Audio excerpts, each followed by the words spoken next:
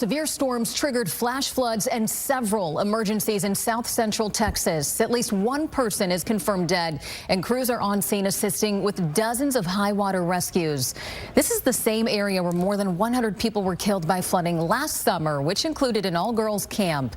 Governor Greg Abbott addressed the disaster while appearing at an economic development news conference this morning. I have learned that there has been one loss of life now, and that happened overnight. I am informed that the loss of life is not a camper. We have massive flooding in the larger, or say the greater Kerrville area. But we also are looking at what's going to be taking place in Uvalde. And the governor is expected to hold another press conference this afternoon, so we're going to hear more from him. But very dangerous conditions right now. We are showing you live pictures. This is from Uvalde, where high water has shut down the highway there. As you can see, first responders have closed down the road, making sure that nobody tries to pass through. A scene that's happening in so many areas right now in the Hill Country. Fox 4's Sean Rabb has been monitoring the rising waters and joins us now from the newsroom. Sean. Yeah, and you heard Governor Abbott allude to what's happening in Uvalde. Hard to believe there. It's almost hard to believe, in fact, that we would have catastrophic flooding a second year in a row. Much of it over the very same areas swallowed by storm waters last July, but that is exactly what's happening. Let's start with Uvalde. Uvalde underwater is no exaggeration. Rising and rushing floodwaters overnight literally cut off access to Uvalde. People were reportedly trapped in vehicles. Uvalde police say rescues continuously taking place since early this morning, putting out boats and putting up helicopters to try and reach people stranded and stuck. Places like Bernie, Comfort, Kerr County, the Kerrville area, again dealing with historic flooding, where folks are being urged to shelter in the highest places in their homes.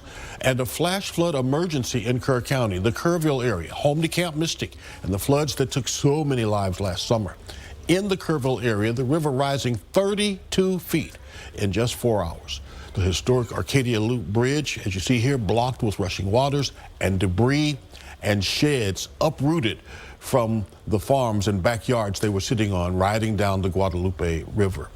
Life-threatening flood emergency as well along the Pedernales River in the Hill Country. Reports say the river gauge near Fredericksburg surging to nearly 32 feet as well, where mandatory evacuations are underway and highways are reportedly impassable.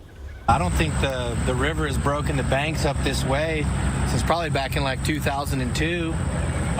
It went a little higher than this back then, but this is pretty up there.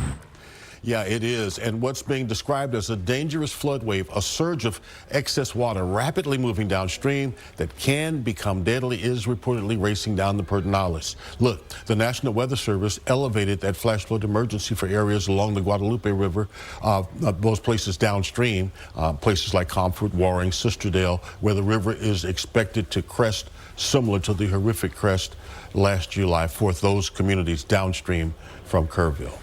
So frightening and concerning for so many. Thank you, Sean. We do want to bring in meteorologist Kylie Capps. And Kylie, flood warnings are still in place. Yeah, Eden, and when you hear verbiage such as flood emergencies, those are very rare whenever they're issued from the National Weather Service. But when they are, that means that life-threatening flooding is underway. So that flash flood potential again today, that level 4 rare high risk in place, encompassing parts of the Hill Country. Now, our actual scale for these rainfall totals doesn't even go to over 2 feet of rain in the span of the last 72 hours. We don't even have a color table to account for that. So you can kind of see some of these spots north of Uvalde. Most of this is underestimated. I think that several of these spots have actually picked up over 2 feet of rain in the last few days. So here's a current look at satellite and radar. Those green polygons that you see on your screen, those are those flash flood warnings. Now, the flood watch for these areas has been extended through tomorrow afternoon, right around midday into the early afternoon. And then these warnings are still going to be in place through the rest of the afternoon and into the early evening hours. Some of the heaviest rain bands, though, are actually a little bit farther to the south right now. So we've seen some of the heaviest rain bands actually let up in some of the most devastated areas from the last 24 hours or so. But still, folks not able to let their guard down as this area of low pressure continues to be fueled by abundant Gulf moisture and not a lot of upper level steering to allow it to move. So basically, our forecast models are hinting at the potential for this area of low pressure to move on into West Texas over the next 24 hours. So that would alleviate shower and thunderstorm potential for the hill country that's already been inundated, but there's still a chance for a few showers and thunderstorms over the next 24 or so hours, 24 potentially up to about 36 more hours of the potential to tack on another couple of inches of rain. So